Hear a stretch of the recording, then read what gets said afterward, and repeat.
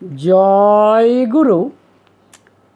আজকের আলোচ্য বিষয় যে সেবা এবং শুশ্রূষা, এই দুটো কথার মধ্যে কোনো পার্থক্য আছে কি, নাকি কথা দুটো কেবলই কথার মারপ্যাচ? সম্ভবত না। এই সেবা এবং শুশ্রূষার মধ্যে তফাৎ আছে।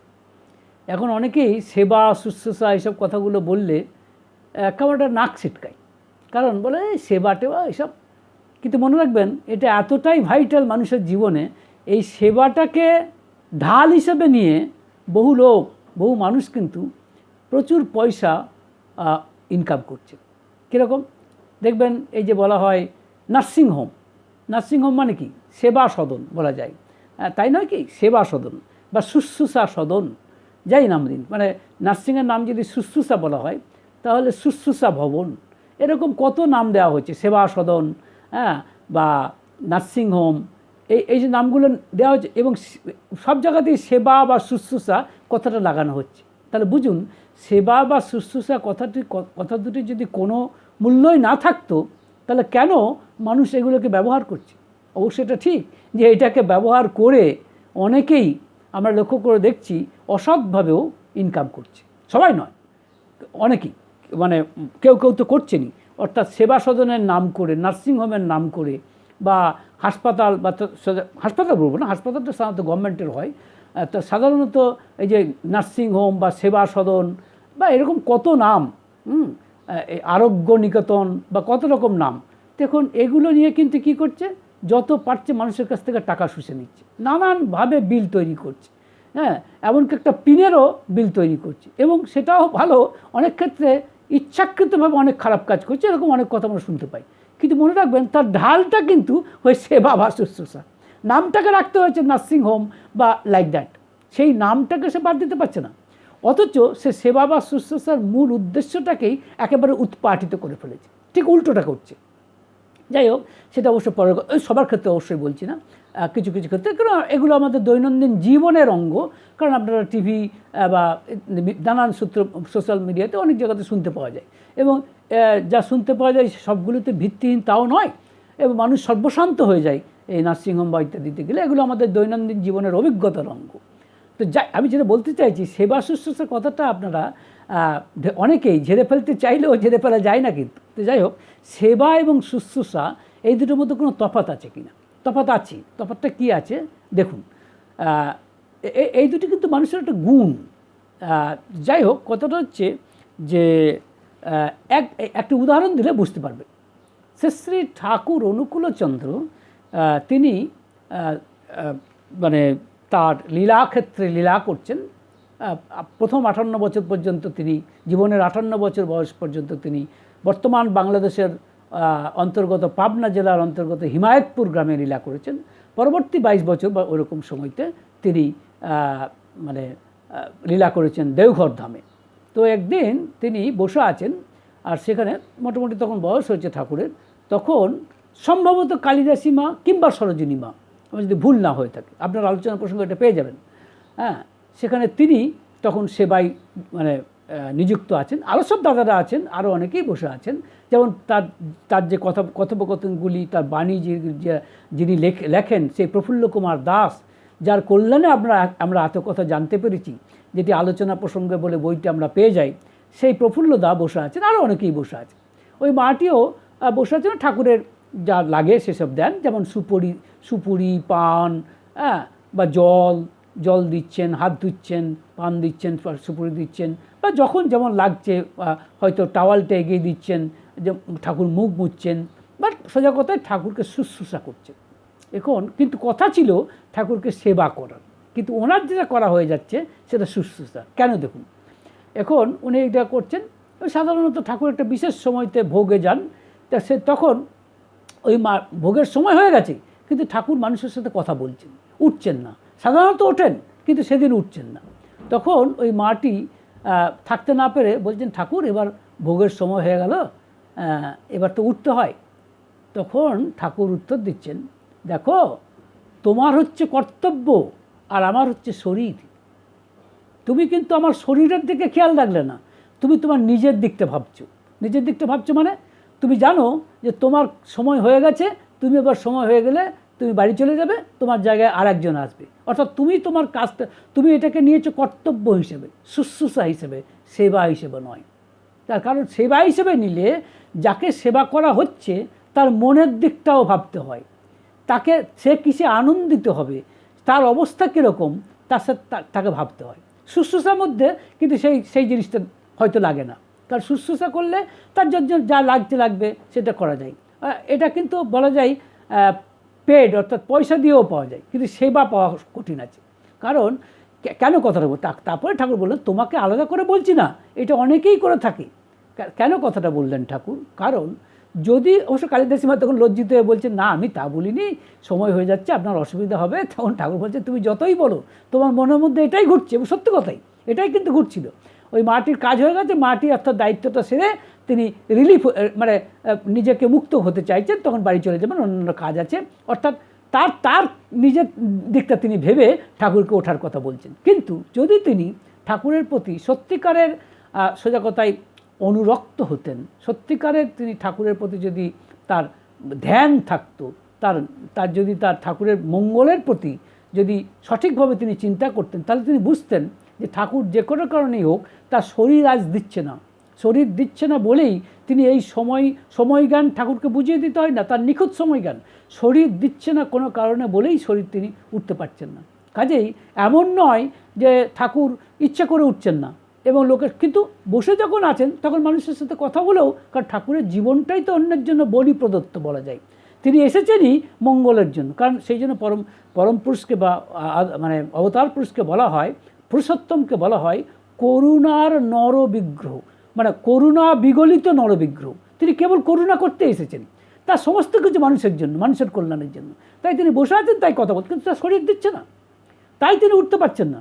তা এইটা যদি তিনি সেবার মনোভাব নিয়ে, কালিদাসী মা বা সম্ভবত সরোজিনী মা জানি না, তা তিনি যদি এরকমটা ভাবতেন, তাহলে কিন্তু ঠাকুরকে এই কথাটা বলতেন না। যে সেবা করবে সে তার পিছু টানের কথাটা ভাবতো না, যে আমার সময় হয়ে গেছে, আমার তো কাজ শেষ, আমার তো ডিউটি শেষ, এবার next person will come and he or she will take the responsibility, I am now relieved. এই চিন্তা কিন্তু সে করতো না।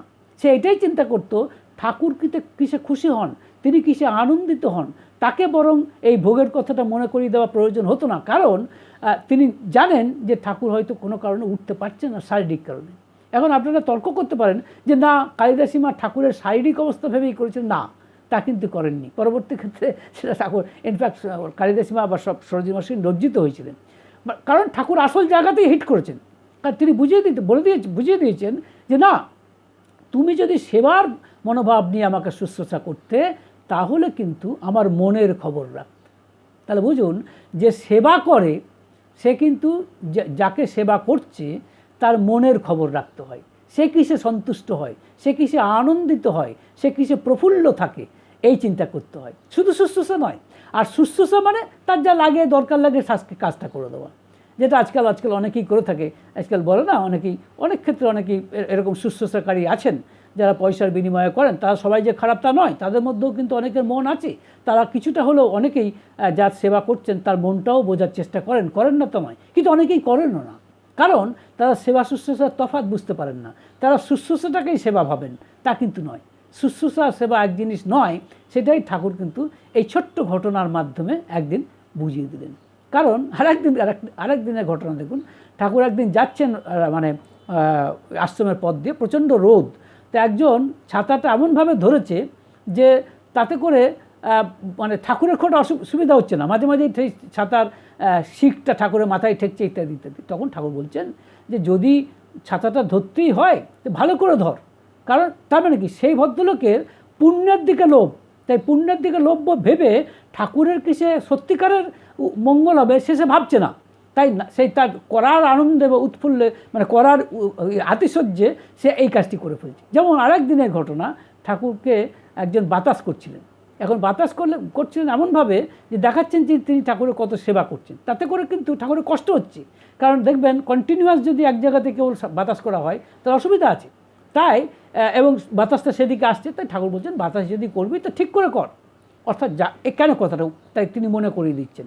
ঠাকুর কি খুব অসহিষ্ণু? আদৌ তা নয়, বরং আমাদের ভুল ত্রুটিগুলি অত্যন্ত মিষ্টভাবে তিনি আমাদেরকে ধরিয়ে দেন। তিনি বলছেন তুমি যদি মানে আমাকে করো, মানে কি বলে, সেবা করারই ইচ্ছা থাকে, তাহলে তোমাকে বুঝতে হবে যে কিসে ঠাকুর খুশি হবেন, কোন জায়গায় বাতাসটা করলে সুখী হবেন, কোন সময় বাতাসটা বন্ধ করলে সুখী হবেন, এটা বুঝতে হবে। শুধু করে যাচ্ছে সেবা করার বা পুণ্য অর্জন করার আতিশয্যে, এটা কিন্তু সেবা নয়। এটা শুশ্রূষা হতে পারে, সেবা নয়। বা তাতে বলা যায় ব্যক্তিগত স্বার্থ বেশি কাজ করছে, হ্যাঁ, সোজা কথাই মানে নিঃস্বার্থপরতা সেখানে কাজ করছে না।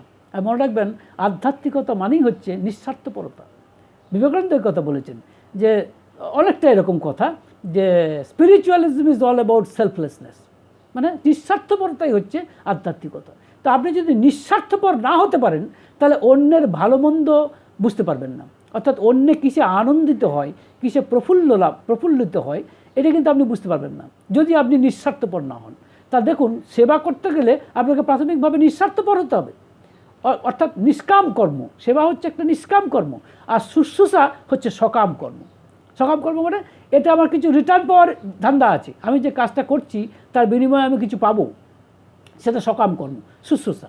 কিন্তু সেবা হচ্ছে আমি তার বিনিময়ে কিছু চাই না, যদি নিঃস্বার্থপর না হয়, যদি নিষ্কাম কর্ম না করে, তাহলে কিন্তু সেটা সেবা হলো না, মনে রাখবেন। কারণ সেবাতে অনেক কিছু পাওয়া যায় না। যেমন ধরুন, আমাদের একটা দৈনন্দিন জীবনের একটা অঙ্গের কথা বলছি। দেখা যাচ্ছে একটা ফাঁকা রাস্তা, একটি বাচ্চা ছেলে সাইকেল চালাতে চালাতে পড়ে গেল, আর সেখানে কেউ নেই, আপনি একা।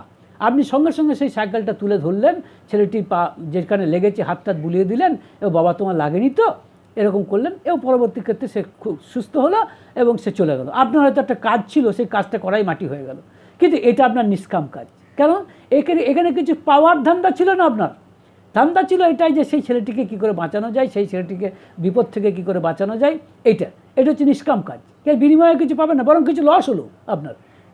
কাজেই শুশ্রূষা করা মানে সেবা করা মানে সেবার সাথে নিঃস্বার্থপরতা যুক্ত আছে, সেবার সাথে নিজের স্বার্থ যুক্ত নেই, কিন্তু শুশ্রূষার মধ্যে এটা না থাকলেও চলবে।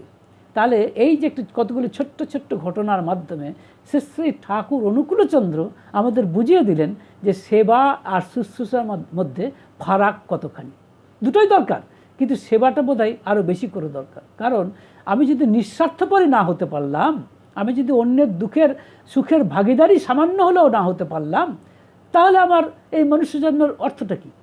মানে কারণ ঈশ্বরকে পেতে গেলে, ঈশ্বরকে পাওয়া মানে কিন্তু ঈশ্বরের দর্শন পাওয়া নয়, ঈশ্বরের চরিত্রকে নিজের চরিত্রে চরিত্রায়িত করা।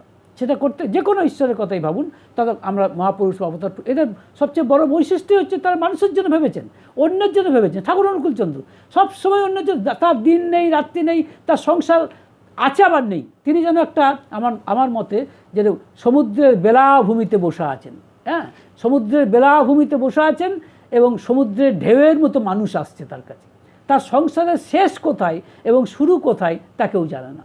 সুতরাং এটা বুঝে নিতে হবে যে তাহলে ব্যাপারটা দাঁড়াচ্ছেই, কারণ তিনি মানুষের জন্য তিনি বলি প্রদত্ত, যেন তিনি এসেছেনই মানুষের কল্যাণের জন্য। তার এমন অনেকবারই হয়েছে, বিশ্রাম নিতে গেছেন, তখন একজন লোক এসেছেন, কিছু অসুবিধা, ঠাকুর লোকে বলছেন যে ঠাকুর এটা এখন আপনি উঠবেন না, বিশ্রাম নিচ্ছেন। তখন ঠাকুর বলছেন না, ওকে ডাক।